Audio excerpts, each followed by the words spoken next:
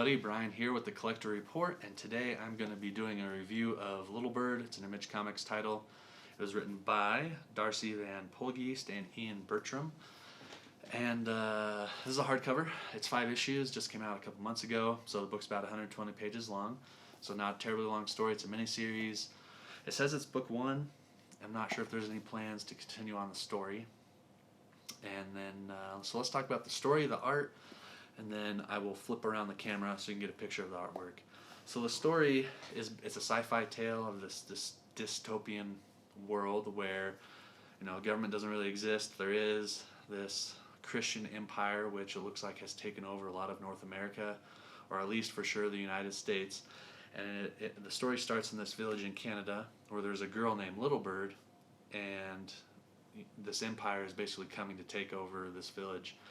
And Little Bird's mother hides her, and then her mother tells Little Bird that she needs to go on a quest to find the axe, and that if she can find the axe, hope will survive. And basically, so this story,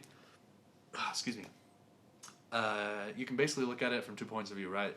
Just the surface level, it's this sci-fi dystopian tale of this girl named Little Bird on this quest to fight against this empire, and also if you look a little deeper, it's a story of native tribes fighting against imperialism. And there's a little blurb on one of the title pages about how the story was written on native land in Canada. It kind of goes along with that. So as you read and go through the story, you can kind of take it on whatever level you want, right? Like surface level or go a little deeper, just whatever your preference is. I really enjoyed the first 3 issues of this story. Like I said, it's a 5-issue miniseries. First 3 issues, super, super good. I really love the story of Little Bird going on this quest. And she's just basically fighting for her freedom, and she encounters all these other communities and villages who all just want to, live their lives the way they want and not be told what to believe, how to live their life. And this empire basically views these villages as kind of, not as good as them. They also believe in genetic purity because in some time, genetic manipulation went on where people were given like extra limbs or horns or different colored skin or abilities, and those traits carry over into their children usually. And so this empire kind of eradicates mutants when they find them, or does genetic testing on them to try to help themselves, which is a pretty common trope in dystopian tales, right? Like the empire does one thing but the leaders do another, and that's pretty common just in real life usually. So like I said, first 3 issues were really good, and then the last 3 kind of for me fell really short. It was kind of like big build up, and the last 2 issues were kind of like meh. So recommendation wise, should you read it, should it not? I'm just going to tell you what I think, and then you can make your own decision. For me, it was just kind of a meh story. So I know the first issue came out in March of 2019, got a lot of critical praise from reviewers and stuff, and it was awesome.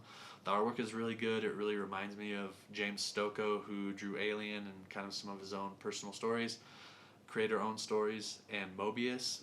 And the colorist in the article at the back talked how he tried to use Mobius's style of using pastel colors and stuff, and it just really both the artwork style and the colors really lend themselves really well to the story, and it really adds a depth to the story that I don't think it would have had with another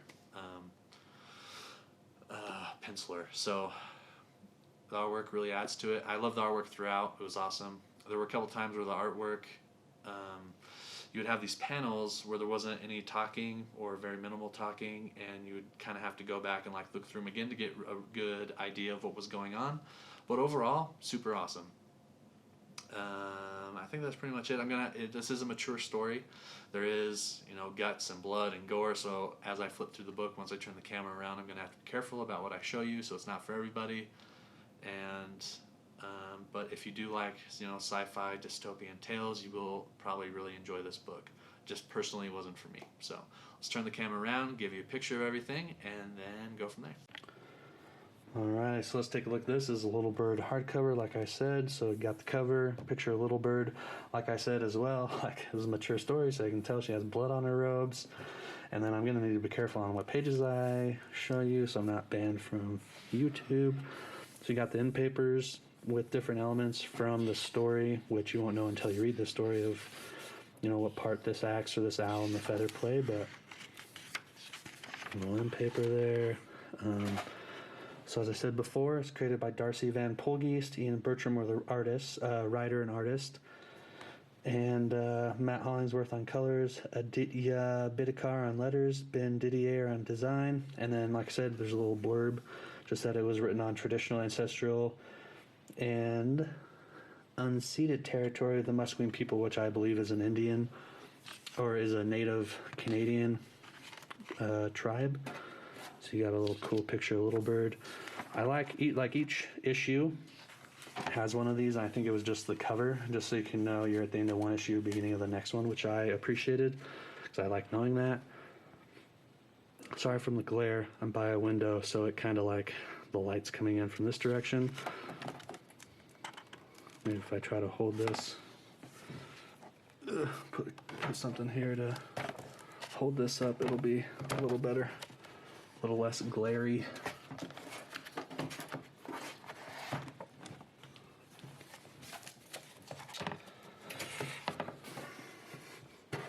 All right, yeah, I think that looks a little better. Okay.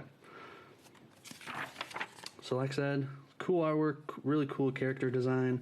Starts out in this Canadian village, Rocky Mountains, Canada.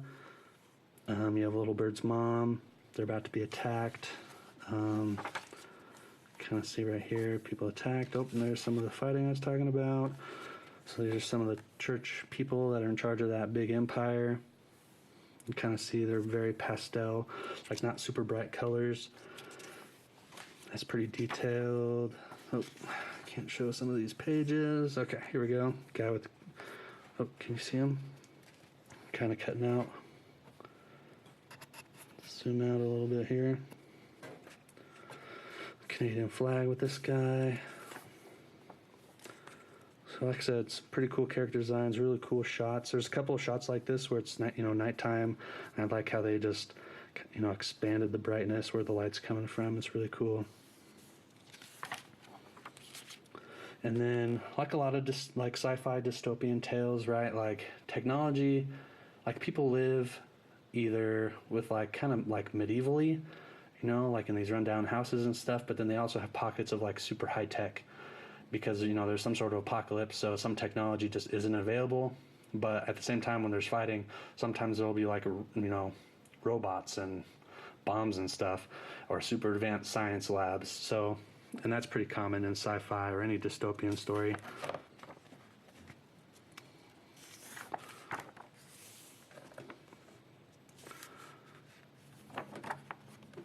So you kind of see more of those.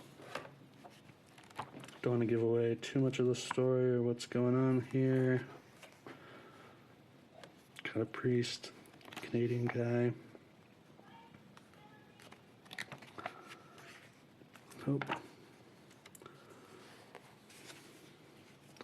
So 5 issues. So the story itself is like 120-ish pages. And then there's probably another 20 pages of add-ons at the end. Oh, we don't want to show that one. So this is towards the end of that story. And then you have a variant cover gallery. Kind of tells you, who they're by. It's pretty cool. Cool stuff going on there.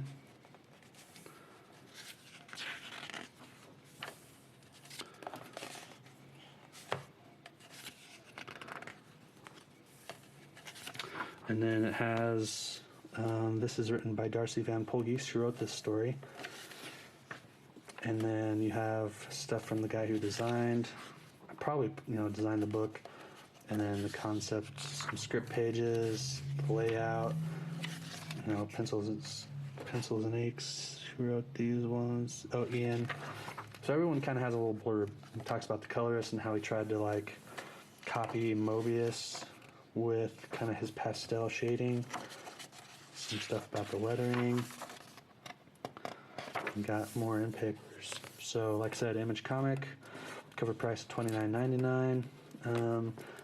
And if you are a fan of kind of dystopian sci-fi, you'll probably like this book. It just wasn't for me. Those last 2 issues just didn't deliver on what the first 3 issues gave me.